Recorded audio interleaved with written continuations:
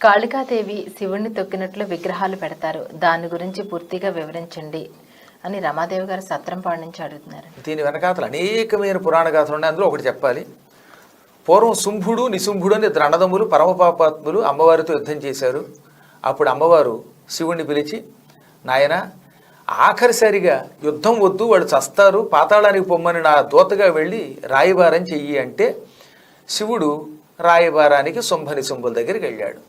అప్పుడు వాడేం చేశాడు, శివుడిని కబురులో పెట్టి ఒక రాక్షసుడిని తన శిష్యుడిని పిలిచి, ఒరే నువ్వు శివుడి వేషం వేసుకుని అమ్మ దగ్గరికి వెళ్ళరా, ఆవిడేమో శివుడేమో అని అనుకుని దగ్గరికి రానిస్తుంది, దగ్గరికి వెళ్ళగానే కత్తి తీసి ఓపోడు పొడిచి అన్నట్ట. ఆ రాక్షసుడు శివుడి వేషం వేసుకుని అమ్మవారి దగ్గరికి వెళ్ళాడు. అమ్మవారు పక్కపక్కనవి, ఒరే నక్కెక్కడ నాకలోకం ఎక్కడా, నక్కలాంటి నువ్వు శివుడి వేషం వేసుకొచ్చినంత మాత్రం చేత నేను శివుడిని భ్రమిస్తానా అని ఆ రాక్షసుడిని శివుడి వేషంలో ఉన్నవాడిని కింద బారేసి ఒక్క తొక్కు తొక్కింది ఎడంకాలతో. ఆ విగ్రహాలు మనం కొన్ని చోట్ల చూస్తున్నాం. అంటే అమ్మవారి పాదాల కింద ఉన్నది ఎవరన్నమాట, ఇప్పుడు శుంభుడి దగ్గర నుంచి వచ్చిన ఒక రాక్షసుడు, వాడి పేరు విధుంతుదుడు. ఇది ఒక పటం. ఒకప్పుడు ఈశ్వరుడు అమ్మవారిని తాండవ నృత్యం చేయమన్నాడు.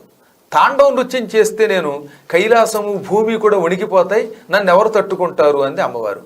అప్పుడు ఈశ్వరుడు నా మీద నృత్యం చేయి, నేను నిన్ను తట్టుకుంటానన్నాడు. అప్పుడు అమ్మవారు ఈశ్వరుడి మీద తాండవం వాడింది. అది కూడా కొన్ని చోట్ల మనకి పటాల రూపంలో కనపడుతున్నాయి.